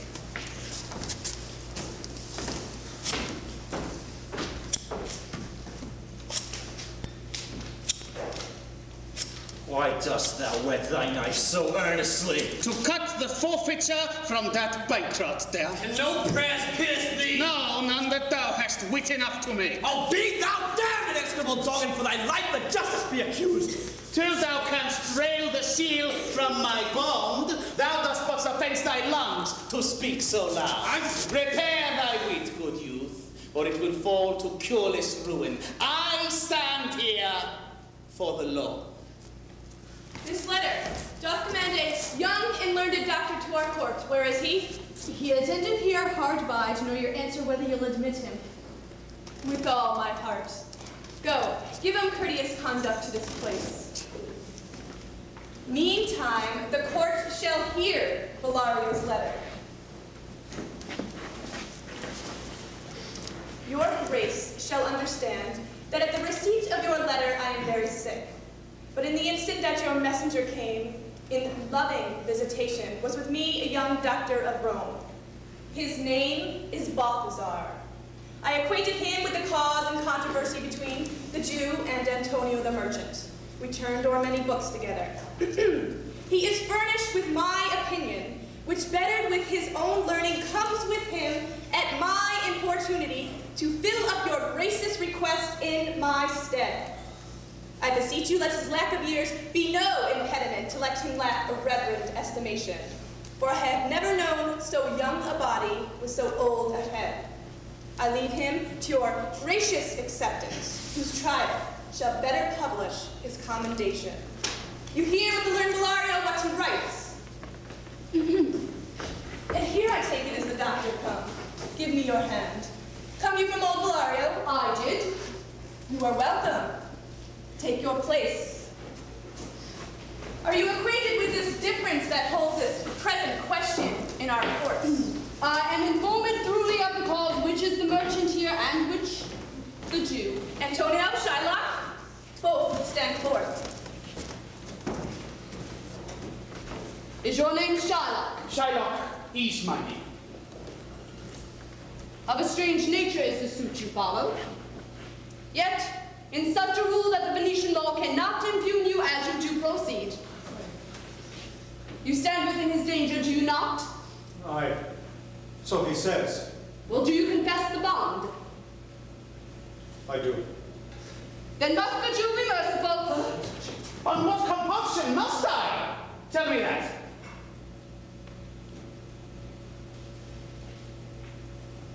The quality of mercy is not strained.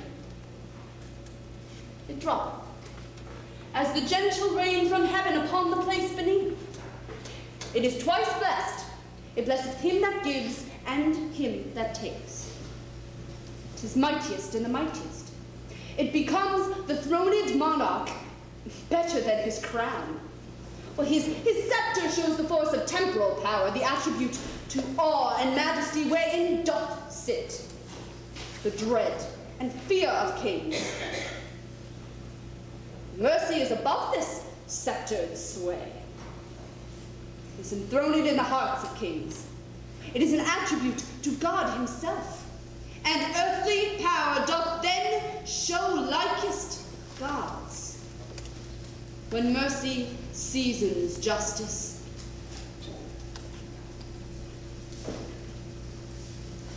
Therefore, Jew, though justice be thy plea, consider this, that in the course of justice, none of us shall see salvation. We do pray for mercy. And that same prayer doth teach us all to render the deeds of mercy. I spoke thus much to mitigate the justice of thy plea, which, if thou follow, this strict court of Venice must needs give sentence against the merchant there. My deeds upon my head, I crave the law, the penalty and forfeit of my bond. Well, is he not able to discharge the money? Yes, here I tendered for him in the court. Yea, twice the sum. If that will not suffice, I will be bound to pay it 10 times over, on forfeit of my hands, my heart, my head. If that will not suffice, it must appear that malice bears down truth, and I beseech you, rest once the law to your authority, to do a great right, do a little wrong, and curb this cruel devil of his will. Oh, it cannot be. There is no power in Venice can alter a decree established. 'Twill be recorded as a precedent, and many an heir by the same example will rush into the state. It cannot be. A Daniel comes to judgment, yea, a Daniel. O wise young judge, how I do honor thee. I pray you let me look upon the bond. Here it is, most reverend doctor. It is.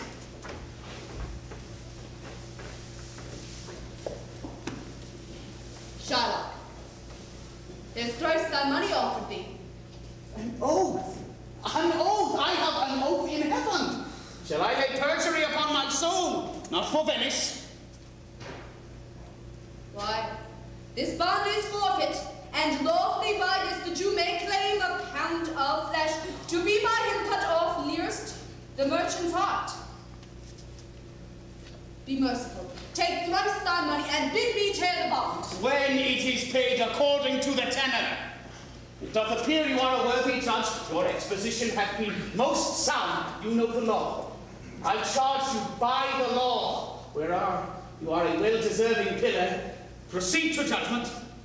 By my soul, I swear there is no power in the tongue of man to alter me. I stay here on my bond.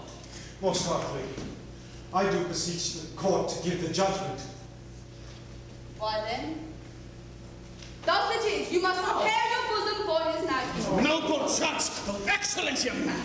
For the intent and purpose of the law hath full relation to the penalty which here appeareth due upon the bond. 'Tis very true, O wise and upright judge. Therefore lay bare your bosom. Aye, his breast. So says the bond. Doth it not, noble judge? Nearest his heart. Those are the very words. 'Tis so. Are there balance here to weigh the flesh? I have them ready. Have by some surgeon, Shylock, on your charge to stop his wounds, lest he to bleed to death. Is it so nominated in the bond? It is not so expressed. What of that? 'Twere good you do so much for charity. 'Tis not in the bond. You, merchant, have you anything else to say? But little.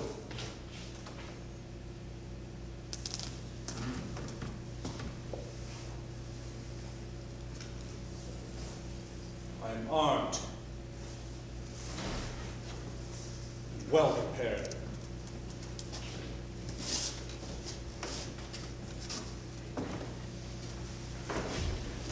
Give me your hand, Bassanio. Fare you well. Commend me to your honorable wife. Tell her the process of Antonio's end. Say how I loved you. Speak me fair and dead. When the tale is told, bid her be judge whether Bassanio had not once a love. Repent but you, that you shall lose your friend. And he repents not, that he pays your debt. For if the Jew do cut but deep enough, I will pay it instantly, with all my heart. Antonio, I am married to a wife which is as dear to me as life itself.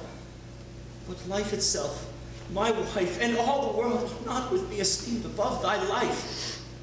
I would lose all, I sacrifice them all here to this devil, to deliver you.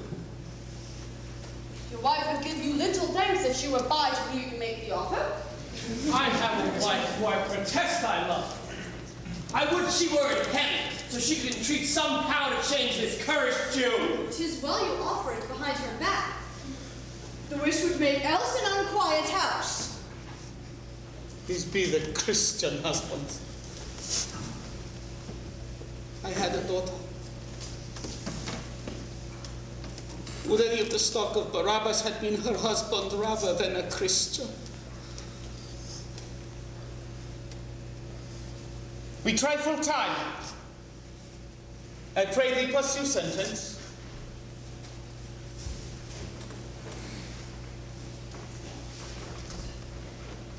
A pound of that same merchant's flesh is thine. The court awards it, and the law doth give it. No, Your Honor. Most rightful judge. And you are to cut this flesh from off his breast. The law allows it, and the court awards it. Glorious judge. Sorry. The sentence. Come. No, Prepare.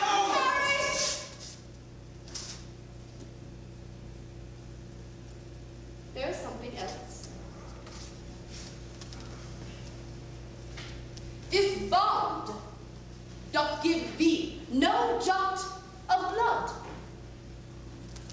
The words expressively are a pound of flesh. Take thy bond, take thy pound of flesh. But in cunning it, if thou dost shed one drop of Christian blood, thy lands and goods are by the laws of Venice confiscate unto the state of Venice. Oh, upright judge. Mock Jew. Oh, learned judge. Besides the law. Thyself shall see the act.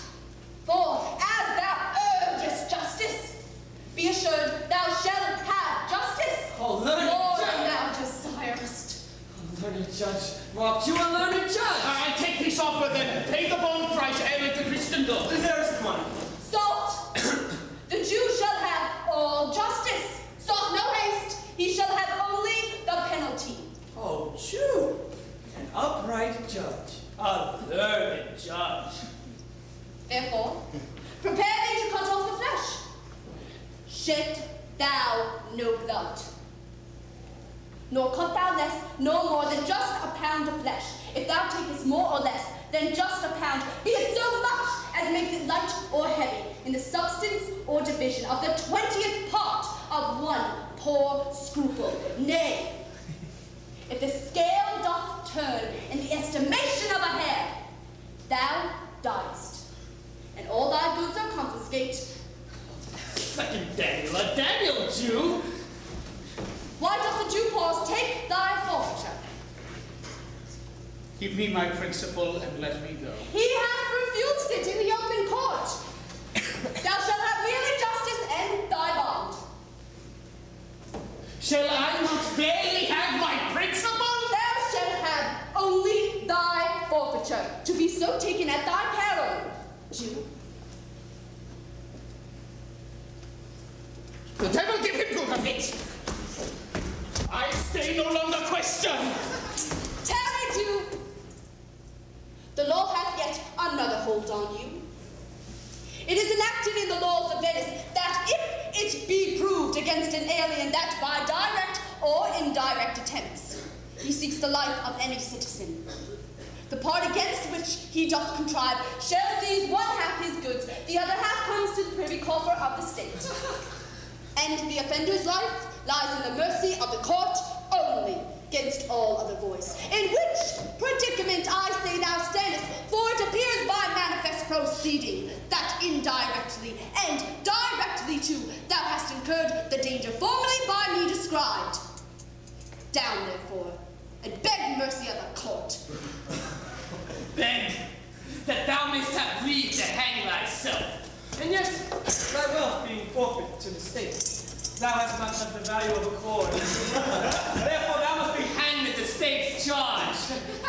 That thou shalt see the difference of our spirits, I pardon thee thy life before thou ask. For half thy wealth, it is Antonio's, and the other half comes to the general state, which humbleness may drive unto a fine. Aye, for the state and not for Antonio. Then take my life and all! Think of that! You take my house when you take the prop that just sustained my house. You take my life when you take the means whereby I live. What mercy can you render him, Antonio? A halt to gratis, nothing else for God's sake! So please my lord the judge and all the court, to quit the fine for one half his goods I am content, so that he will let me have the other in use to render it upon his death to that gentleman that lately stole his daughter. 2 things provided more, that for this favor he presently become a Christian. The other, that he do record a gift here in the court of all he dies possessed unto his son Lorenzo and his daughter. You shall do this, or else I do recant the pardon that I late pronounced here. Art thou contented, Jew? What dost thou say?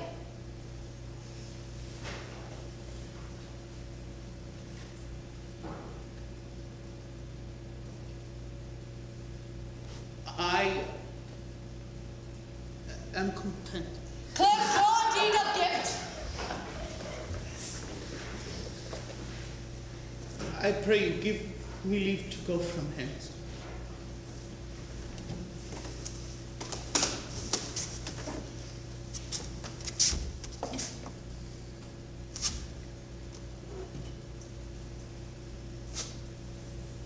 I am not well.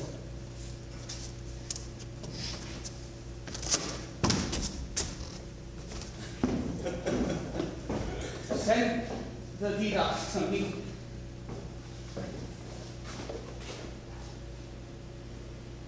And I will sign it.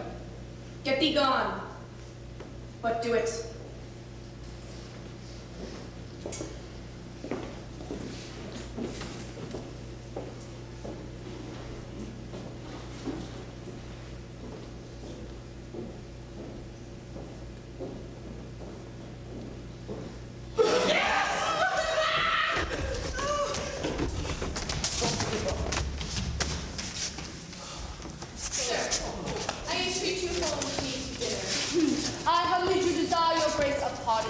I must away this night toward Cadwell, and it is meet I presently set forth. I am sorry your leisure serves me not. Antonio, gratify this gentleman, for in my mind you are much bound to him. Most worthy gentlemen, I and my friend have, by your wisdom, been this day acquitted of grievous penalties. In lieu whereof 3,000 ducats due unto the Jew, we freely cope your courteous pains withal. And stand indebted over and above in love and service to you evermore. He is well paid that is well satisfied, and I, delivering you, am satisfied. Therein do account myself well paid. My mind was never yet more mercenary. I pray you know me when we meet again. I wish you well, and so I take my leave. Dear sir, of course I must attempt you further. Take some remembrance of us, as tribute, not as fee. Grant me 2 things. I pray you not to deny me, and to pardon me. You press me far, and therefore I will yield. Give me your gloves. I'll wear them for your sake.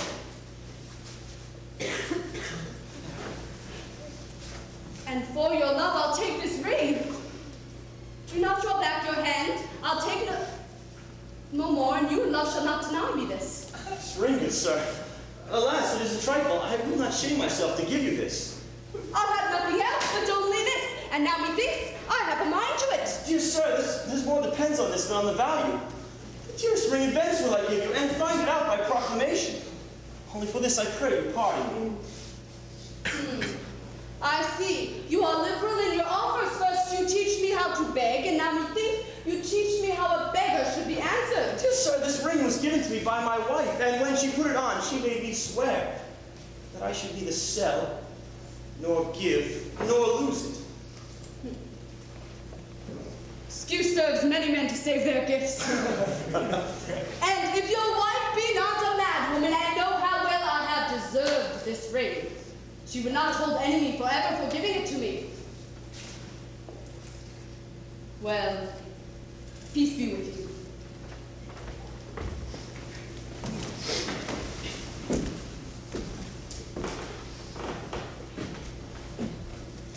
My lord, Bassanio, let him have the ring. Let his deservings and my love will be valued against your wife's command.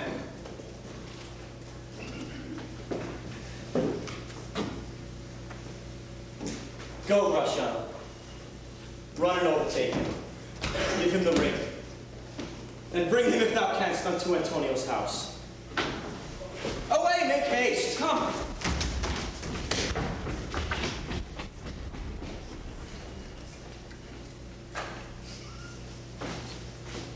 Come, Antonio. You and I will bid the presently, and in the morning, early, will we both fly toward Belmont. Come, Antonio.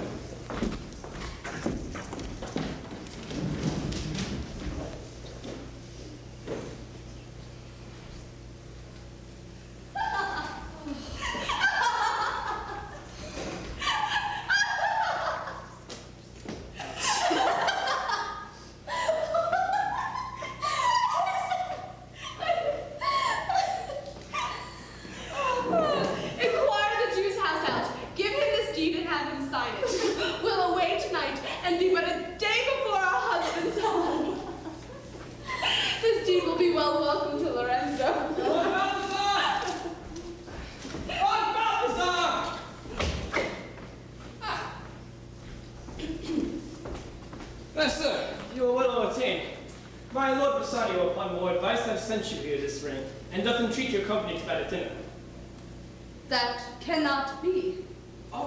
His ring I do accept most faithfully. Therefore, I pray you tell him. Furthermore, I pray you show my youth to Shylock's house. That I will do. Sir, I would speak with you.